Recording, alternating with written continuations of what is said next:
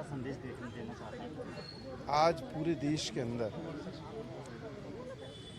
और दुनिया के अंदर लोग राजीव गांधी जी की जयंती मनाने का काम कर रहे हैं और मैं कहना चाहूँगा कि राष्ट्र के लिए जो समर्पण भाव राजीव गांधी जी में था, जो सोच राजीव गांधी में थी, वो बहुत कम दिखाई देती है।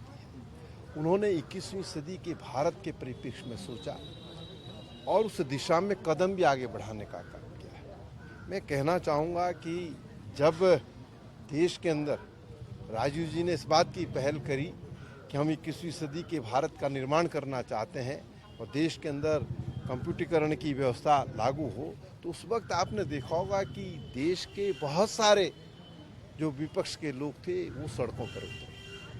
उन्होंने विरोध किया इस बात को लेकर के कि यदि कंप्यूटरीकरण की व्यवस्था होगी तो निश्चित रूप से जो है बेरोजगार साथियों को रोजगार नहीं मिल पाएगा और जिनका रोजगार है वो रोजगार भी छूट सकता है। लेकिन उस व्यवस्था को जब लागू किया गया और जब हम आज देखते हैं तो हम कह सकते हैं कि आज उसी कंप्यूटरीकरण व्यवस्था के तहत करोड़ों करोड़ नौजवान साथियों को रोजगार मिला है। वो साइंस और टेक्नोलॉजी में भारत को आगे ले जाना चाहते थे और मैं कह सकता हूँ साइंस और टेक्नोलॉजी में जिस मुकाम पर आज देश खड़ा है, इसको खड़ा करने का काम है राजीव जी ने किया। इसकी शुरुआत उन्होंने की। उन्होंने राष्ट्रपिता महात्मा गांधी जी के स्वप्न को भी साकार करने का काम किया है। भारत गांव में बसता है, इसके लिए उन्होंने पंचायती राज व्यवस्था को मजबूत करने का काम किया। उन्होंने शहरी क्षेत्रों में नगर निकायों को मजबूत करने का काम किया। 73 और 74वां संविधान संशोधन हुआ। उस संशोधन के माध्यम से पंचायतों में और नगर निकायों में देश को जो आज मिला है वो सब राजीव गांधी जी की सोच थी।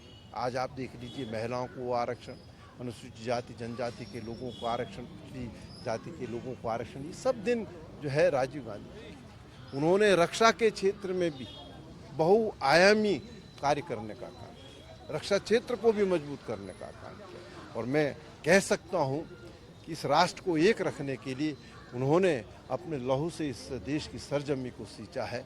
ऐसा महान व्यक्तित्व जो है हमारे बीच में नहीं है, लेकिन उनकी जो प्रेरणा है, उन्होंने जो मार्ग प्रशस्त हम सब का क्या है, हम आज के दिन ये प्रतिज्ञा लेते हैं कि हम उस रास्ते पर चलने का काम करेंगे और इस राष्ट्र के निर्माण में जो योगदान हम दे सकेंगे उसको देने का काम करेंगे।